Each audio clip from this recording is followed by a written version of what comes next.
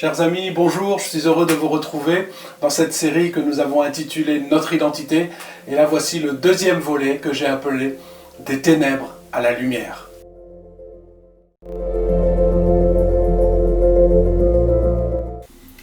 Alors chers amis, pour faire un court résumé de ce que l'on a vu dans le premier volet, nous avons regardé, débroussaillé un petit peu tout ça, la question « Qui sommes-nous ? Qui êtes-vous, vous, personnellement ?» Eh bien, la réponse était que, quelque part, ce que nous sommes à l'intérieur se voit à l'extérieur.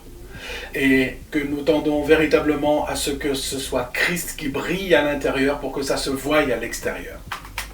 Alors, si vous vous rappelez, je vous ai parlé de tout mon cheminement de réflexion, de méditation quant à cette question « Qui suis-je ?» Et la réponse est venue en tant que citoyen du royaume des cieux, puisque je le suis, comme c'est écrit dans Philippiens 3:20 et également dans Éphésiens 2:19-20. Je suis concitoyen de la maison de Dieu, concitoyen des cieux, gens de la maison de Dieu. Eh oui, tout comme vous les amis. Si vous avez accepté Jésus-Christ comme Seigneur et Sauveur et Seigneur personnel, alors vous faites partie de ce royaume.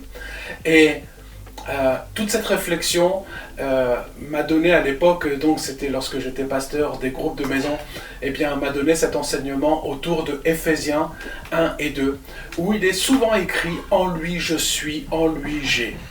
Et toute cette réflexion m'a amené à avoir ces réponses quant à quels sont mes droits et mes devoirs. Et ma question, c'était, dans cet enseignement, c'était la question que je vous ai posée, et j'espère que vous avez trouvé quelques réponses. Quels sont vos droits et vos devoirs en tant que citoyen de la maison de Dieu? Alors combien en avez-vous trouvé? Sans tricher. Je dis sans tricher parce qu'il y en a qui peuvent tricher, je vais vous dire comment. Eh bien, si vous n'avez pas triché, vous êtes peut-être allé dans Éphésiens 1 et 2 et vous avez déjà un aperçu des droits que nous avons. Mais nous n'avons pas que des droits, nous avons aussi des devoirs que l'on verra dans le 3e ou le 4e volet. Et toute cette réflexion, écoutez, je l'ai rassemblée. J'ai recherché tous ces versets qui nous parlent de nos droits et nos devoirs et je les ai mis sous une forme de passeport. Puisque en tant que citoyen de France, j'ai un passeport français. Et pour les petits rigolos qui disent qu'on n'a pas besoin de passeport pour aller au royaume, c'est vrai, mais un passeport n'est pas fait pour se déplacer, pour entrer dans un autre pays. Il est la preuve que vous appartenez à un pays. Ce qui nous permet d'accéder à un autre pays, ça s'appelle un visa. Et notre visa pour le royaume des cieux, c'est Jésus-Christ. Eh oui. Mais une fois que je suis dans ce royaume, en tant que citoyen, alors il me donne, entre guillemets, un passeport. Et ce passeport, je l'ai fait, voilà. J'ai fait ce passeport que vous pouvez trouver, vous pouvez le commander sur notre site, mais c'est surtout notre identité en Christ, c'est qui nous sommes. Alors quand je dis que ceux qui ont peut-être triché, c'est qu'ils sont allés voir directement dans ce petit passeport pour ceux qui l'ont, puisque j'ai recensé, je ne vais pas dire tous nos droits et nos devoirs, il en manque certainement, il y en a que j'ai certainement raté, mais c'est déjà la 2e édition, et j'en ai raté certainement, mais pas tant que ça, je pense. Je les ai regroupés en trois chapitres. En lui, je suis, en lui, j'ai, et en lui, je dois. Et toute cette réflexion, donc, est là-dedans. Et tout cela, c'est tous les versets qui correspondent à nos droits et nos devoirs, donc notre identité en Christ. Et savoir qui nous sommes, comme je l'ai dit dans le premier volet, est primordial pour porter du fruit correctement. Savoir qui est Christ et qui nous sommes. Ça nous permet de savoir ce que Christ nous a donné et ce que nous avons à faire avec tout ce qu'il nous a donné. Alors les amis, si vous n'êtes pas nés dans la marmite, comme on dit, ou dans la soupe, c'est-à-dire nés avec des parents chrétiens qui vous ont enseigné déjà dès la base, dès votre plus tendre enfance, à marcher, à entendre la parole, et tout ça, ça n'a pas été mon cas. Moi, j'ai grandi dans une famille ouvrière, où la religion était complètement, je ne veux pas dire interdite, mais bannie, puisque mes parents étaient de fervents communiste, donc vous doutez bien que la religion n'avait pas sa place. Mais il n'empêche que j'ai quand même fait, voilà, c'est une petite partie de mon témoignage, j'ai quand même fait le catéchisme avec mes copains, parce que quand eux allaient au catéchisme, moi je me retrouvais tout seul, donc je demandais à mes parents d'aller avec eux. Et quelque part, ça a mis quelque chose en moi, mais certainement que ça n'était pas suffisant pour faire de moi qui je suis aujourd'hui. Et il y a certainement eu dans ma famille, et je pense savoir qui, des personnes qui ont prié pour moi pour que je puisse accéder au salut de Christ. Et donc, il n'empêche que dans mon ancienne vie, eh bien, j'étais pas qui je suis aujourd'hui. C'est un fait. J'étais dans ce que la Bible appelle la vieille nature. C'était ce qui s'est passé avant que je connaisse Christ. C'était ma nature naturelle. Elle est appelée aussi ma nature animale, sans Christ. Alors, voilà quelques versets que je vais vous citer pour vous rappeler qui nous étions et où nous étions. Alors, dans Romains 5, 18, il est dit « Ainsi donc, comme par une seule offense, la condamnation a atteint tous les hommes. » En Romains 3, 23, « Car tous ont péché et sont privés de la gloire de Dieu. » Des versets que vous connaissez, Romains 6, 23, « Car le salaire du péché, c'est la mort. » Tous ces versets, vous les connaissez, je ne vous apprends rien les amis, je les mets juste sur le devant de la scène pour vous dire d'où on venait. Et on n'est pas sans cesse à revenir dans le passé, mais pour se connaître, il faut savoir d'où on vient. Et la Bible nous enseigne très clairement que avant que nous connaissions Christ, avant que nous donnions notre cœur à Christ et que nous le laissions prendre place par son Saint-Esprit en nous, nous étions de nature adamique. On retrouve tout cela également expliqué par Paul dans l'épître aux Corinthiens, le premier épître aux Corinthiens au chapitre 15, où il parle du premier Adam et du deuxième Adam. Il explique que le premier Adam était de nature humaine, de nature pécheresse, et que le deuxième Adam était de nature divine, il était de nature céleste. Par exemple, au verset 45, il est dit que le premier Adam était le premier homme, et c'était une âme vivante. Et que le deuxième Adam, qui est appelé aussi le dernier Adam, il était un esprit vivifiant. Au verset 46, il explique que le premier Adam était naturel et que le deuxième Adam était spirituel. Au verset 47, il dit que le premier Adam est tiré de la terre et le deuxième Adam vient du ciel. Waouh! Au verset 21 et 22, donc beaucoup plus tôt, il est écrit que tous meurent en Adam et revivent en Christ. Waouh, c'est un beau programme pour nous. Déjà, ça annonce la couleur. Ça veut dire que si nous étions de la nature adamique, eh bien, nous sommes passés dans la nature du deuxième Adam. C'est une nature céleste. Alors, dès l'origine, depuis Adam et Ève, qui ont été conçus pour vivre éternellement avec Dieu, c'est que dit la Bible, eh bien, par leur désobéissance est entré le péché, qui les a coupés de la proximité de Dieu. Et depuis ce temps, eh bien, ça nous a été transmis de parents à enfants, et nous naissons avec cette nature adamique, cette nature de pécheur, cette nature dite dans la parole animale, et on tend vers cette nature divine au travers de Christ. Alors il est écrit dans la parole, dans Éphésiens 2:1, « Vous étiez morts par vos offenses et par vos péchés, dans lequel vous marchiez autrefois, selon le train de ce monde, selon le prince de la puissance de l'air, Satan, de l'esprit qui agit maintenant dans les fils de la rébellion. Nous tous aussi, nous étions de leur nombre.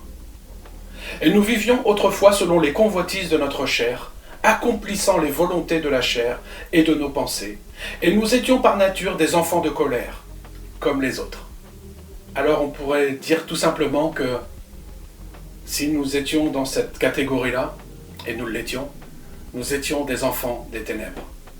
Et que, de ce fait, nous étions tous sous l'emprise et l'esclavage du diable, soumis à son influence dans nos pensées, dirigés par les convoitises et la volonté de la chair, suivant nos propres désirs et règles de vie. Et c'est pour cela qu'il est écrit à maintes et maintes reprises, et notamment dans Romains 12, versets 1 et 2, que notre âme a besoin d'être transformée. Parce que l'ennemi nous a dirigés au travers de notre chair, au travers de nos pensées, pendant des années et des années. Nous obéissions à cette époque à notre chair et à notre âme. Alors qu'aujourd'hui, en tant que citoyens du royaume des cieux, nous ne devons plus nous comporter comme cela. Nous devons marcher dans la repentance, les amis. Et la repentance, c'est quoi? C'est le changement de notre âme. C'est le changement de notre caractère, de notre comportement, de nos attitudes. Ça, c'est très important. Et c'est ce qui s'appelle passer des ténèbres à la lumière. Alors permettez-moi de vous poser encore cette question, une de plus. Où en êtes-vous dans cette transformation? Peut-être que tu connais beaucoup de versets, peut-être que tu es à l'aise dans la présence pour parler, dans la présence d'autres personnes, peut-être même d'un public pour parler de Dieu, pour parler de Jésus-Christ, son Fils.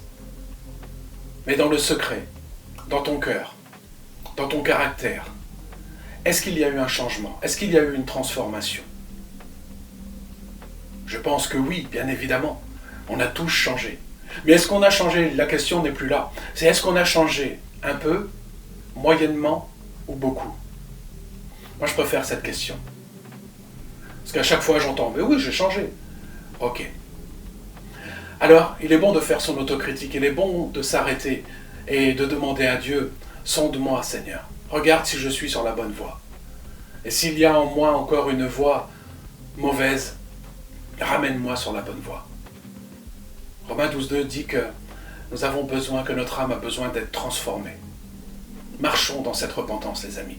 Cherchons, laissons le Seigneur travailler en nous. Travaillons avec lui pour que nous soyons changés, transformés, pour que nous puissions véritablement dire que dans cette nature, dans cette nouvelle nature que nous avons reçue, dont je vais parler maintenant, nous sommes véritablement passés des ténèbres à la lumière. Laissez-moi vous citer 3 versets que j'aime beaucoup sur notre nouvelle nature. Je vais commencer avec Romains 5,18 qui dit « Ainsi donc, comme par une seule offense, c'est-à-dire la désobéissance d'Ève et de Adam, la condamnation a atteint tous les hommes. De même, par un seul acte de justice, c'est-à-dire la mort de Christ à la croix, la mort de Jésus-Christ à la croix. La justification qui donne la vie s'étend à tous les hommes. Car comme par la désobéissance d'un seul homme, beaucoup ont été rendus pécheurs, de même, par l'obéissance d'un seul, beaucoup seront rendus justes. Colossiens 1, de 12 à 14. Rendez grâce au Père qui vous a rendu capable d'avoir part à l'héritage des saints dans la lumière, qui nous a délivrés de la puissance des ténèbres et nous a transportés dans le royaume du Fils de son amour. Wow, c'est beau ça. En qui nous avons la rédemption, la rémission des péchés. Dans Éphésiens 5,8, il est écrit « Autrefois vous étiez ténèbres, et maintenant vous êtes lumière dans le Seigneur. Marchez comme des enfants de lumière. » Je vous le répète, si vous ne l'avez pas bien compris, je vous le répète. Éphésiens 5,8. Autrefois vous étiez ténèbres, et maintenant vous êtes lumière dans le Seigneur. Marchez comme des enfants de lumière. Comportez-vous comme des enfants de lumière. Agissez comme des enfants de lumière. Et pas seulement devant les uns et les autres, mais devant tout le monde, même dans le secret, même avec votre famille, votre épouse, votre époux, vos enfants. Comportez-vous comme des enfants de lumière. Ça va bien au-delà de la petite compréhension qu'on peut en avoir, les amis. Peut-être que certains, quand à la question que j'ai posée, qui êtes-vous? Peut-être certains ont dit je suis chrétien ou je suis disciple. Mettez ce verset en face de votre réponse. Méditez dessus. Est-ce que vous vous comportez comme des enfants de lumière? Est-ce que nous nous comportons comme des enfants de lumière? Pas seulement devant les autres, mais dans le secret. Ou pas seulement devant les chrétiens, mais à mon travail aussi. Et dans ma famille. Ce que je vous dis, les amis, est très important. C'est un message de vérité. C'est très simple tout ce que je vous dis. C'est très très simple. Mais c'est un message de vérité. Nous sommes nés d'une nature pécheresse, et par le sacrifice de Christ et l'acceptation que nous avons eue de ce sacrifice pour nous, nous avons eu foi dans ce qu'il a fait, et nous l'avons accepté comme sauveur personnel et Seigneur de notre vie. alors il nous a placés dans son royaume de lumière, nous dit la Bible. Et ce royaume de la lumière, c'est la vérité. Et Jésus a parlé aux hommes religieux des fois assez durement. Et il n'a pas mâché ses mots. Et entre autres, il a parlé à ceux qui n'étaient pas dans la vérité. Il leur a dit, dans Jean 8, 44, « Vous avez pour père le diable. Et vous voulez accomplir les désirs de votre père. Il a été meurtrier dès le commencement. Et il ne se tient pas dans la vérité. » Point important. Il ne se tient pas dans la vérité. Parce qu'il n'y a pas de vérité en lui. Lorsqu'il profère le mensonge, il parle de son propre fond, car il est menteur et le père du mensonge. Là, Jésus dit clairement que quand on n'est pas dans la vérité, quand on ne vit pas dans la vérité, je rappelle que la Bible dit que la vérité, c'est Christ. Christ est la vérité. C'est véritablement important que de savoir si nous sommes toujours dans la vérité. Dis-toi que chaque fois que tu n'es pas dans la vérité, tu fais un pas de plus vers ce père du mensonge, vers le diable. C'est comme si tu sortais du chemin dans lequel tu te tiens. Tant qu'on est sur le chemin de Christ, nous sommes inattaquables. Mais dès que tu sors de cette vérité, dès que tu sors des sentiers balisés par la parole et les commandements de Christ, alors tu entres sur le terrain de l'ennemi. Tu donnes du crédit à l'ennemi. C'est comme si tu lui tendais le bâton pour te battre. Donc, attention, veillons et prions, les amis. Donc voilà, nous étions enfants du diable, et aujourd'hui, nous avons changé de nature, nous sommes devenus enfants de Dieu. Dans Jean 1, 12, il est écrit « Mais à tous ceux qui l'ont reçu, en parlant de la parole qui s'est faite chair, mais à tous ceux qui l'ont reçu, à ceux qui croient en son nom, elle a donné le pouvoir de devenir enfants de Dieu, lesquels sont nés non du sang, ni de la volonté de la chair, ni de la volonté de l'homme, mais de Dieu. » Et ça peut être compliqué à comprendre, les amis. Que tant qu'on n'a pas donné notre cœur au Seigneur, tant qu'on n'a pas accepté Jésus comme notre Sauveur et Seigneur, nous n'avons pas cette place d'enfant de Dieu. La Bible nous enseigne, et il y a bien d'autres versets, qui dit que si on n'est pas avec Dieu, on est contre Dieu. Si on n'a pas pour Père Dieu le Père, alors nous avons le diable, nous l'avons cité juste avant. Mais quand on n'est pas dans la vérité, notre Père est le diable. Et beaucoup dans ce monde n'ont pas pour Père Dieu. Ils ont un Père créateur, mais ils n'ont pas un Père adoptif.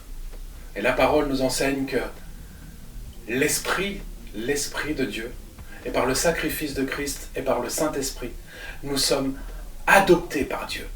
Nous avons repris notre place d'enfants de Dieu. Nous sommes héritiers et co-héritiers de Christ. Dans Romains 8,15, il est écrit « Et vous n'avez point reçu un esprit de servitude pour être encore dans la crainte, mais vous avez reçu un esprit d'adoption par lequel nous crions « Abba, Père ».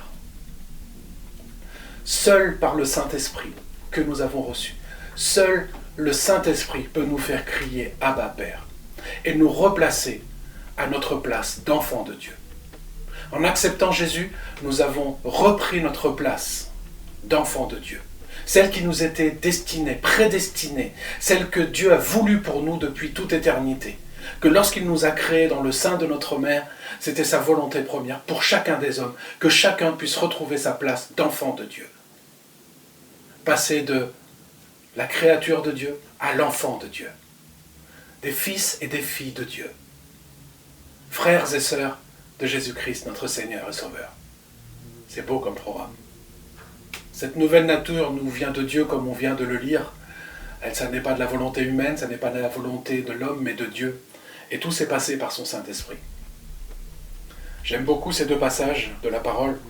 Dans 1 Pierre 1, 23, il est écrit que « Puisque nous avons été régénérés non par une semence corruptible, mais par une semence incorruptible, par la parole vivante et permanente de Dieu. » Et là, le mot semence, c'est le mot spora, spore.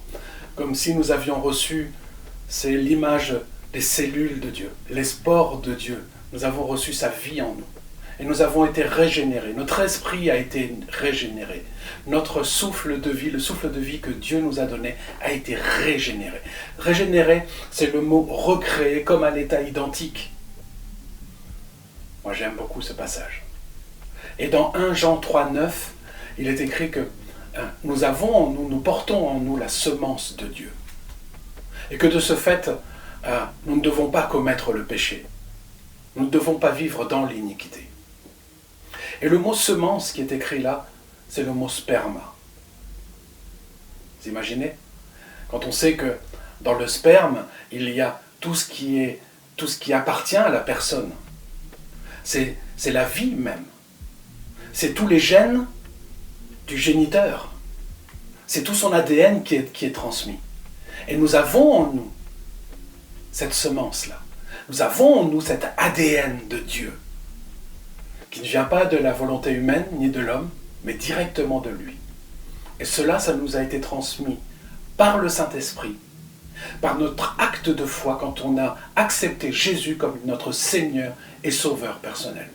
Mon frère, ma sœur, si tu ne l'as jamais fait, si tu n'as jamais accepté Jésus comme ton Seigneur et Sauveur personnel, on va commencer par ton Sauveur personnel. Peut-être que tu marches depuis des années, peut-être que tu es né dans la soupe, comme on dit, ou comme je l'ai dit au départ, ou dans la marmite, et que pour toi c'est une évidence.